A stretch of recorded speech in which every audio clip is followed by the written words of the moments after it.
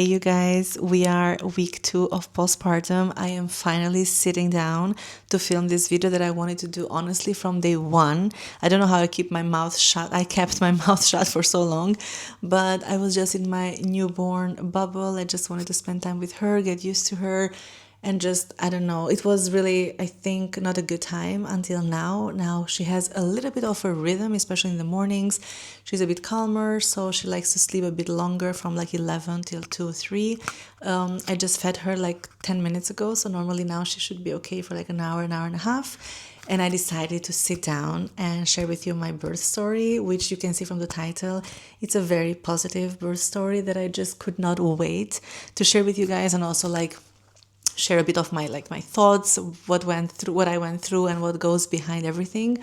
So bring your popcorn or any snacks because I'm gonna yap your ear off. I wanted to do this now for so long, so I'm just super excited to just share it. And it's on YouTube because I can yap for hours, and I thought it's gonna be the best thing to do is put it on a long form. I'm also having here another on my phone that I'm also filming, maybe to keep on some clips for Instagram or TikTok, but mainly this video is gonna be on YouTube where you are watching it right now. Okay, without further ado, I'm gonna get started because, as I said again, I can yap for hours. So here goes my birth story. I was pregnant for 41 weeks. So basically on Saturday, I was having some prodromal labor. I think that's how they call it, pre-labor, let's say. I woke up around 4 a.m. I had like, I think I was counting like 30 minutes awake contractions. And I was like, okay, this is what a contraction feels like. When they tell you that you will know when you feel it, that's actually true. So it's like a period pain, but a little bit more intense, and it really comes in intervals. So you can actually see it peaking and then going away and then coming back later on. So I wake up, I have like a good shower, do my hair, and I'm like, I'm in labor. Like by today, I'm giving birth. That did not happen. Saturday and Sunday, I go through like phases. I have a bit of contractions and then I don't. I do call the hospital though on Saturday, and they tell me like, okay, see how you progress and then you can let us know.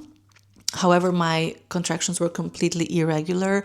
With my research, I knew I was not in real labor, so I just decided to stay calm and just continue with my day.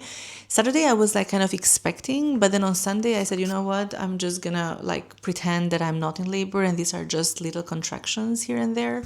So that's how Saturday went, and then Sunday it was the same. And then on Monday around noon, I start having like really bigger contractions, I would say, but also closer in time. So they were getting like around 10 minutes apart and quite intense. So they say that if you cannot speak through them anymore, then you should consider them as like really pre-labor or early labor phase. So I had that on Monday around noon, and then by I think around 4, I said, you know what, the hospital is super nice and super welcoming. I'll just go and get a check, and then let's see if there is anything going on, or these are again the prodromal labor contractions. So we go to the hospital. It's Monday, 4 p.m. They get me immediately into the immediately into the monitor to see the baby's heartbeat. That was great. And then they say, okay, we can wait you can go home and wait for another 2 hours, or you can stay here. You are having, she said, contractions around 3 to 5 minutes apart at this moment, but not like very intense ones. So you can also decide if you want to go home. And then I said, no, I don't want to go home, because the thing is with going home, even though I live literally 10 minutes from the hospital, it's the fact that I just don't know what's coming next. I didn't know if I was dilated or not. Like I had no idea what was going on. So I said no. I would rather stay here. So they put me into my labor and delivery room, which was so good. We had a bath. So she immediately said, okay, let's put you into a bath so you can relax a little bit.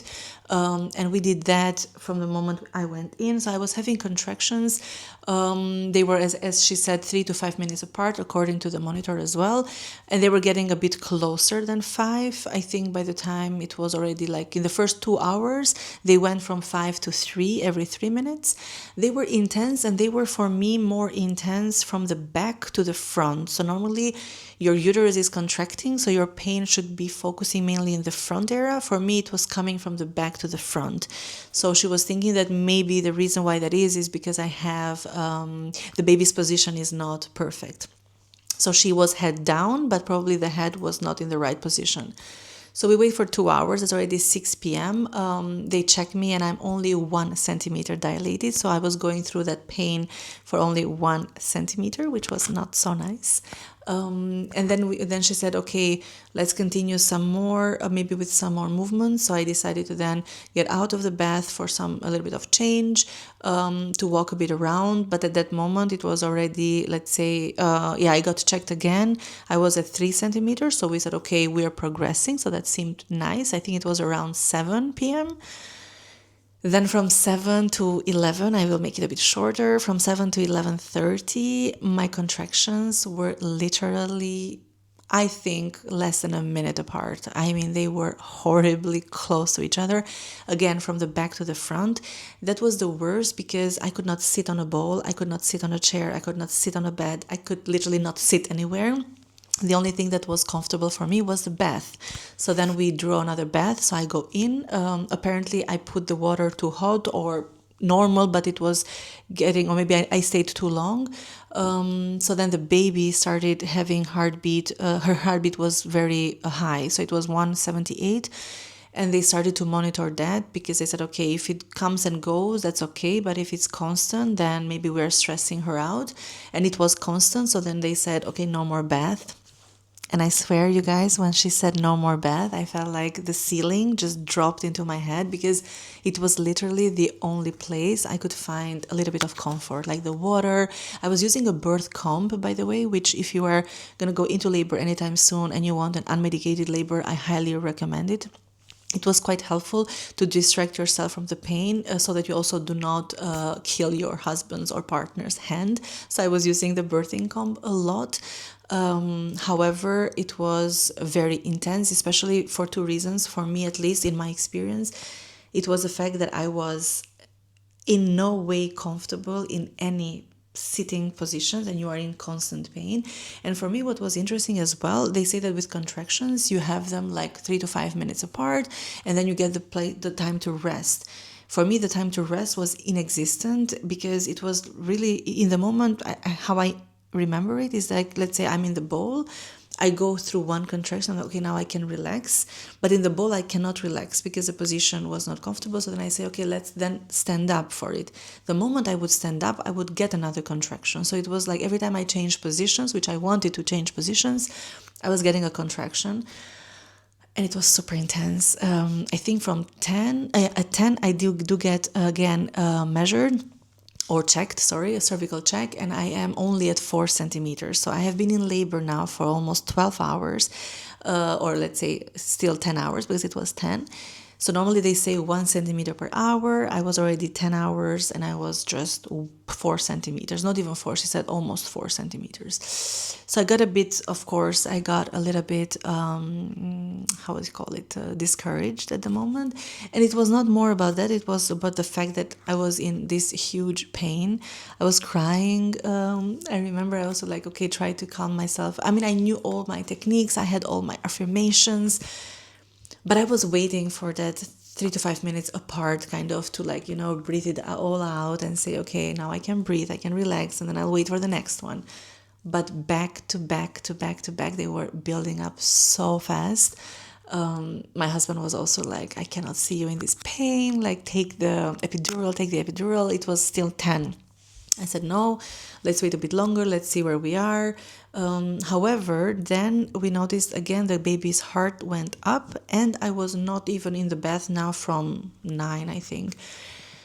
So then I said, okay, it was 11:30. I said, bring me the epidural. And the lady said, the midwife, first, again, I will talk about the hospital in a second. But the midwife asked, like, are you sure? Of course. And I said, yes, I am sure. The moment I said I am sure, so she wanted to make sure it was my decision and not hers, she said, I think it's also a good idea because you are not dilated enough and the baby is quite stressed.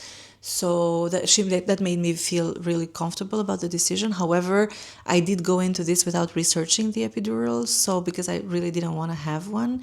But at that moment, I really wanted to get the epidural because the thing is, the reason why I didn't want epidural to begin with, the reason was like, oh, I don't want to be like just laying in the bed. I want to move around. I want to be able to like feel my legs, la la la la la la.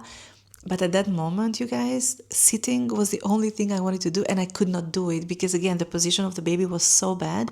Anything that I would sit on would feel, I cannot even explain the pain. So I could only stand, but again, standing made the contractions come, so it was a whole mess. Anyway, I asked for the epidural in, I think, 10-15 minutes. The doctor comes.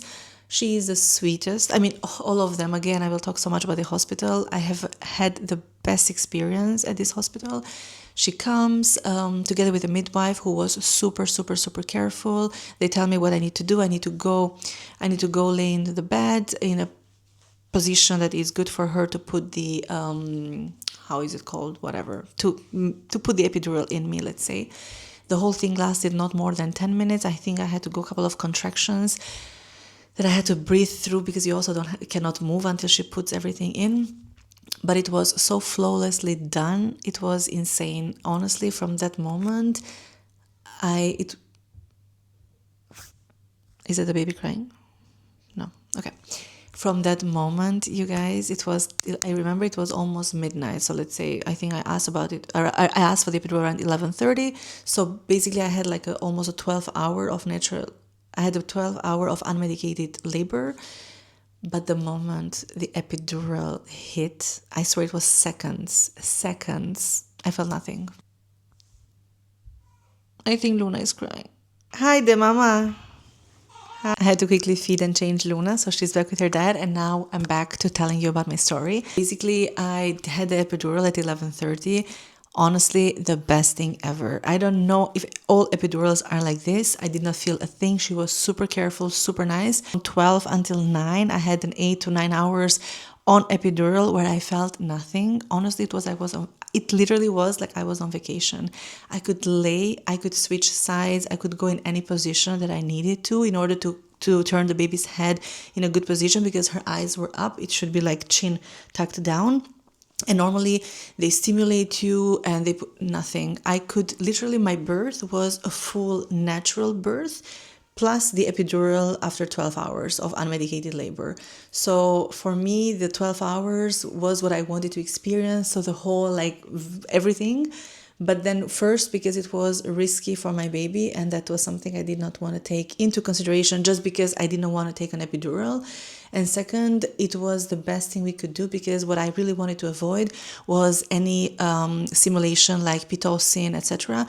I didn't need anything. I was fully dilated by 7 a.m. in the morning, 10 centimeters, completely on my own with no intervention.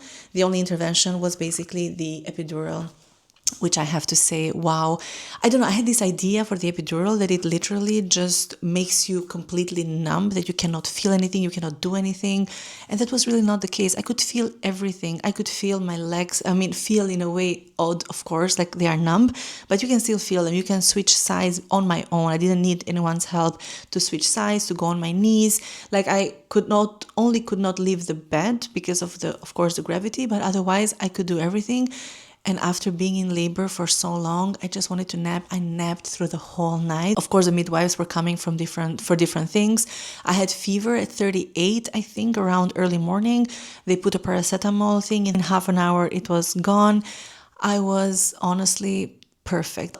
And the best part, which is also something that I didn't want the epidural, was the pushing part that I wanted to actually feel. I was surprised to learn that you actually do feel the pressure of pushing. Like I could actually validate it in the screen. It was saying that I was having a contraction and I could actually feel the pressure that I needed to push. I could feel what I needed to push. And it just made the whole experience so much better because I was in no pain. I was literally only focusing on pushing my baby out. I pushed her in like 45 minutes. It was funny because I had like a mental breakdown the second before pushing her. I was like, oh my God, am I stressing her out? Like I'm not doing the right thing. And of course you have these doubts because you're like, okay, I don't feel anything or as much as I should feel. Am I doing the right thing? Even though the midwives were constantly telling me that I'm doing great. And then the second that I released some tears, I'm like, okay, I can push now because I feel the pressure. I'm pushing. And she's out. And they're like, oh my God, we're so sorry. You wanted to film it. And we said that we will film it for you, but we were not expecting her to like show up like this. I don't know. It was so funny. I have a little bit of a video of them putting the baby on me, which is something that I will cherish forever and ever because it's just like the best video thing to ever exist. But the whole thing was surreal. And honestly, I don't want to influence anyone in any decision. But getting the epidural was honestly the best thing ever, because I could just experience the whole thing in a completely different way. With that, I have to say, because I've listened to this so many times online and commenting like, every birth is natural, every birth is natural. Oh, do you want a reward for having birthed your kid naturally? Yes. Everyone who has birthed their kid naturally, unmedicated, fully, deserves a reward, deserves to scream it on top of their lungs, on top of the hills. I don't know, I don't care, because the pain that you get versus the experience that you have with an epidural. I don't want to talk about C-section because I haven't had one, so I cannot talk about it. But going from unmedicated to epidural, I was literally on vacation. If you tell me that you want the moms who had an unmedicated birth speak about it same way as the one who had an epidural, please be so for real. It does not compare. It is not comparable. The thing is, and even with the epidural, I gave birth, like literally delivered around 9 in the morning. By 10, so they put the baby on me skin to skin for like an hour and a half even. And then when they put it skin to skin with her father, I was taken care of by the midwives to have like a quick cleanup shower before we went to our maternity room. I literally could stand up on my own. Like it was not like I was blocked on it. I had to stay there for hours. Maybe it is my personal positive experience, but I literally was feeling super good. Like I stood up, we went to the bath, we had a quick shower, and then that was around 10:30. I started taking my painkillers at 12:30. By 1 p.m. in my maternity room, I had the nurse or the midwife come in and help me have a shower, but completely fine. Literally, I could stand on my own. So there was not even a side effect to the epidural for me. No back pain, I cannot tell you. It was such a positive experience at this hospital. Every midwife that was changing, because of course they have shifts, I was expecting to see like something else. Every midwife was amazing. Like they made my whole experience, every doctor, every midwife, every nurse, every person on earth, the best experience ever for me. Literally, the moment I gave birth to Luna, I was like, I can have 10 kids here. Literally, I could have 10 kids with epidural. I could have literally 10 kids. They took so much good care of us. They ticked the box on everything that I wanted. The affirmations, they were giving affirmations constantly. They were telling me I was doing a great job. They were so careful. Luna never left my sight until the second we left the hospital. She was skin to skin with me. They were coming for lactation. They were trying to help me breastfeed. I breastfed her with colostrum for the first couple of days until my milk arrived. They were there asking if I needed help, if they could see how I was doing it, if they could help with anything, if I was taking my meds. They checked on my uterus. They checked literally everything. I cannot explain. I hope they do this in every hospital in Belgium, and it's just common practice here. I don't know if it's only this hospital, but wow. It made such a difference for me. I don't know. I talk about this with everyone that I am close with, and I'm like, I had such a beautiful experience that I am in awe of the hospital, of the midwives. Everyone was extremely, and again, being a foreigner, you don't know what to expect. You don't know about the language barrier. Perfect. I don't know.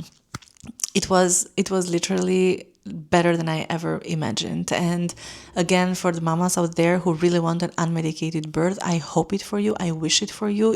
I hope that you don't have to get an epidural. But for me, getting one was, wow, the best thing ever. I could rest. I enjoyed the pushing. I enjoyed the delivery. I enjoyed the hours after.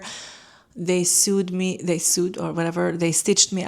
I had like a 2nd-degree tear, I think, which is quite normal with first birth. Did not feel a thing. Ring of fire, don't know her. I know nothing.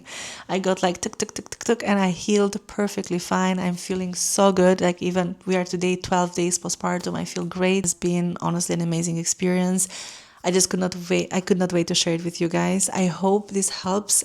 I hope this is interesting or helpful to you at some point. If you have any questions, I'm more than happy to answer them. I just want to say again, kudos to every single mom out there who did a full unmedicated birth, no matter the amount of hours, no matter anything. You are the real heroes here. And I am forever in awe and you should scream out loud every chance you get, because honestly, wow. It is a whole different experience. Unmedicated versus with an epidural. An epidural is literally a vacation. I said what I said. It is a vacation. It was the best thing ever for me. I truly enjoyed it so much. But I also enjoyed having gone through the pain and everything else. So that was also something that I really wanted to experience, having had both of these. That's why I call it a very positive experience for me. I'm not disappointed that I took the epidural. I'm super grateful. It was a great thing for my baby. The second I took the epidural, her heart rate went down. She was not stressed. I was not stressed. We could rest and I could enjoy the next days. So honestly, I will leave you with that. Do with that what you will. I don't want to influence anybody. But yeah, that was my birth story. I am super happy that I could share it with you guys. I hope you enjoyed just as much as I did sharing it with you. And I will see you on my next one. Bye.